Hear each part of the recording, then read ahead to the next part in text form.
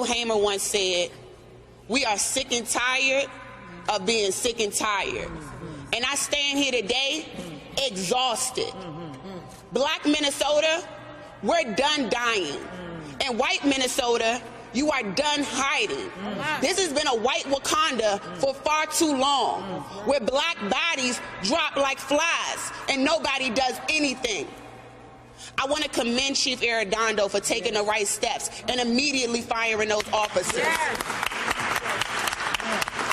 We want to be very clear that we stand with the first African-American chief. That's right. Now, Mike Freeman, where you at? That's right. Because we saw where you were at with Justine DeMond when it was a white woman in South Minneapolis. We saw where you were and how eager you were to charge and prosecute a black Somali Muslim man. That's right. Now we want that same justice. We are here reclaiming our time and reclaiming our humanity. That's right. Enough is enough. We want all 4 of the officers arrested and charged and eventually convicted. That's right. Those 4 officers stood, kneeled, and killed George Floyd. All humanity should be outraged. I also want to tell you all, what you're witnessing in Minnesota is something that's been a long time coming. I can't tell you how many governors I've sat down with, how many mayors we've sat down with, and we've warned them that if you keep murdering black people, the city will burn. We have stopped the city from burning numerous times, and we are not responsible for it burning now. Mike Freeman is holding up progress. Poverty and oppression is holding up progress. This is not simply looting, this is an uprising. An uprising of the oppressed people. That's right. And we also need to call out that there are many disruptors in the midst. That's right. Come on, talk about Media, you need to cover the undercover That's cops right. who have been breaking these windows and breaking into businesses. We have images of buildings that have been burnt on fire with specific triangles cut out. These kids are not equipped to do those type of things. So stop painting them out to be monsters. This is your moment where you're trying to create super predators again. We see what you're doing. You're calling in the National Guard. And I got a word to President Trump. And I want to make sure y'all get this word to him. I think that it's crazy that we're in the middle of a global pandemic, COVID-19, and you haven't sent a mass or any resources to the black people in Minnesota. But you were quick to send your troops to kill us?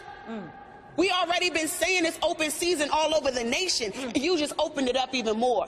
You were crying, liberate Minnesota when it came to economics, property, and money. Yeah. Come on, Leslie, talk. When are you going to tell them to liberate black people in America? That's right. Come on.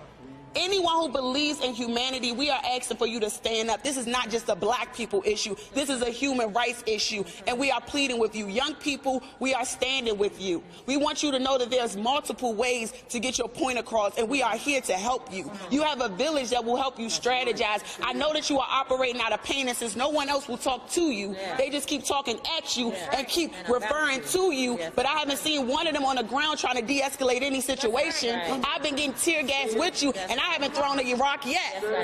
At some point, it's called defense. That's right. That's right. That's right. And so again, I will say, black Minnesota is done dying. In white Minnesota, you are done hiding. Your white Wakanda has been discovered, and it's time for black people, humanity to be recognized. That's right.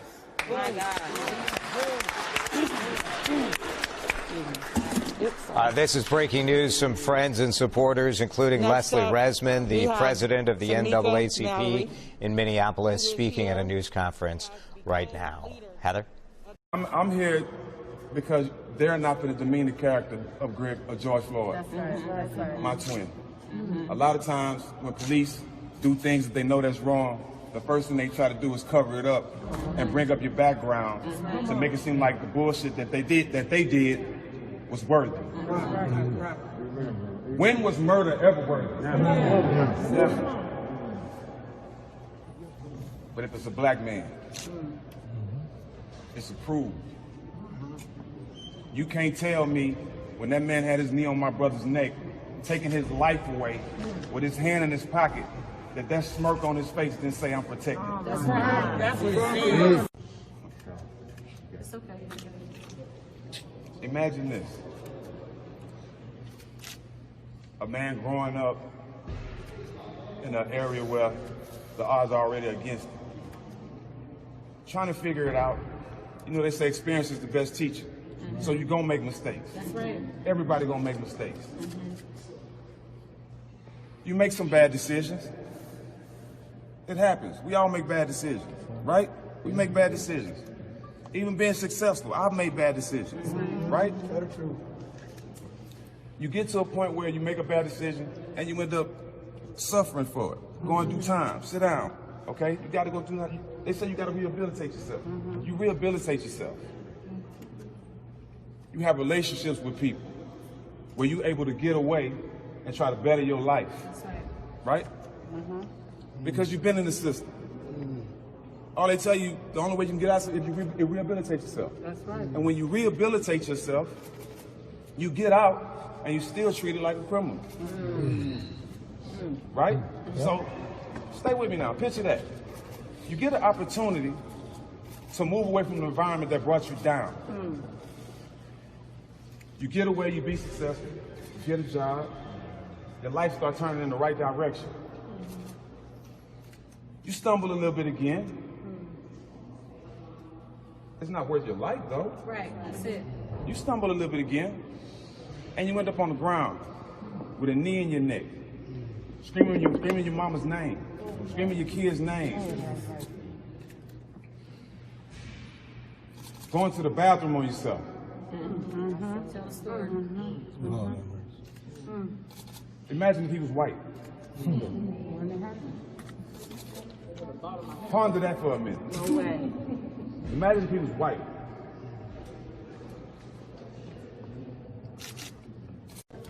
To my white brothers, I love you. Every race here, I love you. But it comes to a point now where if you love me and you not standing on the side of me, then your love don't mean shit. Say that. Say that. Yes. I'm at the point now where I'm tired of being a bigger person. That's right. I'm tired of walking around and seeing white kids and feeling like me being having a big heart and just giving love to every race and we not getting it in return. I'm here because they're not going to demean the character of George Floyd. That's right. That's right. My twin. A lot of times when police do things that they know that's wrong, the first thing they try to do is cover it up and bring up your background to make it seem like the bullshit that they did was worthy. When was murder ever worthy? Never. But if it's a black man, it's approved. You can't tell me when that man had his knee on my brother's neck, taking his life away with his hand in his pocket, that smirk on his face didn't say I'm protected. That's right. That's what it is. To do that, we gonna use our platform. I'm gonna use everything I have to get a conviction, to get all these motherfuckers to jail. Excuse my French, I'm angry. No excuse. But I'm a proud black man. Say that, sir. Say that. I mean that from the bottom of my soul.